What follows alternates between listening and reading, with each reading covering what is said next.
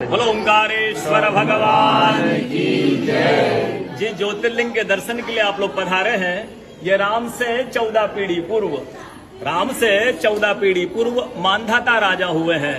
शिव पुराण में उल्लेख है, जिन्होंने मां से ने पिता से जन्म लिया था। उनकी तपस्या से ये शिवलिंग प्रकट में स्थापित लिंग नहीं है। जिस प्रकार आरती करते हम प्रण अक्षर के मध्य, ओम अक्षर के मध्य, यह तीनों एका, जय शिव ओंकारा। एक ही शिवलिंग में ब्रह्मा विष्णु महेश निराकार धरती से प्रकट हुए हैं।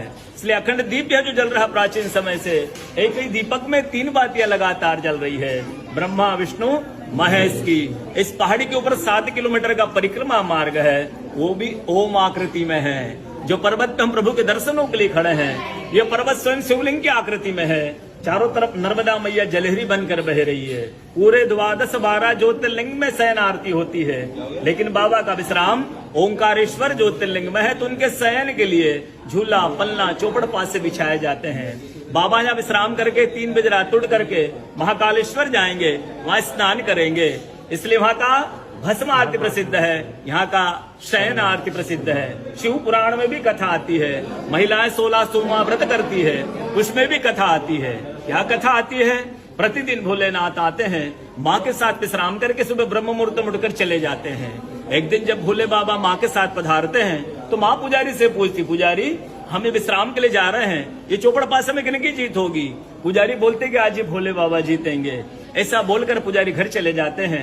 भोले बाबा माँ विश्राम के लिए चले जाते हैं। सुबह ब्रह्म मुहूर्त में जैसे ही भोले बाबा माँ बाहर निकलते हैं, पुजारी द्वार पर रहते हैं। तो माँ पुजारी से पूछती, पुजारी कल मैंने आपसे पूछा था, हम विश्राम के लिए जा रहे, चौपड़ पासे में किन की जीत होगी? आपने कहा भोले बाबा जीतेंगे। भोले बाबा नहीं, मैं जीती हूँ। माँ ऐसा बोल करके उनको श्राप दे के चली जाती है। उनके तुरंत पश्चात अप्सराएं शिवलिंग पे जल चढ़ाने आती, तो अप्सराएं पुजारी से पूछती, पुजारी अस्वस्थ क्यों हो गए, आप तो ठीक थे। फिर पुजारी बताते हैं, प्रतिदिन भोले बाबा माँ के साथ विश्राम करके चले जाते थे।